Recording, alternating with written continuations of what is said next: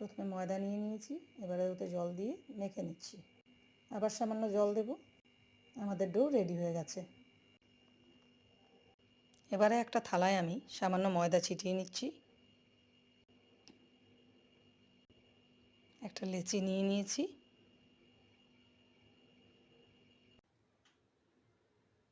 এটাকে এখন আমি রুটির আকারে বেলে নেব।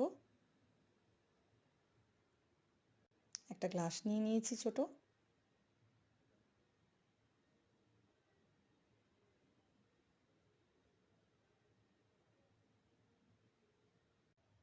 গ্লাসটা দিয়ে কেটে কেটে আবার আমি ছোট আকারের কিছু রুটি রেডি করে নিলাম।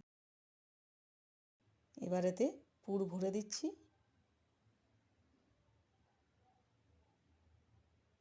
পুলি বানিয়ে নিচ্ছি। এভাবে আমি কয়েকটা পুলি তৈরি করে নেব।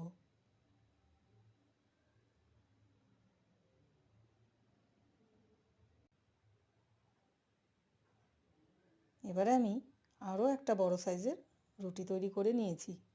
গ্লাস দিয়ে আবার আগের মতো কেটে কেটে ছোট ছোট রুটির আকারে করে নিচ্ছি।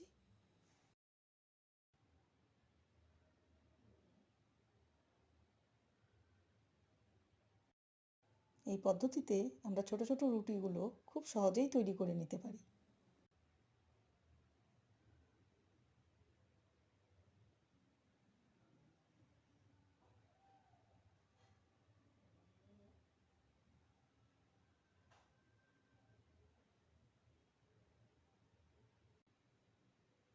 আবার আমি এতে পুর ভরে নিচ্ছি। ভরে নিয়ে সাইডগুলো আমি খুব পোক্তভাবে আটকে দেব। এবার আমি একটা প্লেটের মধ্যে কিছু ময়দা ছড়িয়ে নিয়েছি। এবারে চষি বানিয়ে নিচ্ছি। ময়দা দিলে চষিগুলো একটার গায়ে একটা লেগে যাবে না। বাড়তি ময়দাগুলো আমি চেলে নিচ্ছি। রেডি। দুধটা গরম হয়ে এসছে, এতে আমি তেজপাতা দিয়ে দিলাম, এলাচ দিয়ে দিলাম, নাড়িয়ে নেব। দুধটা বেশ ঘন হয়ে এসছে। অনেকক্ষণ ধরেই আমি দুধটাকে জাল করেছি। এবার এতে আমি পুলি আর চষিগুলো একে একে দিয়ে দেব।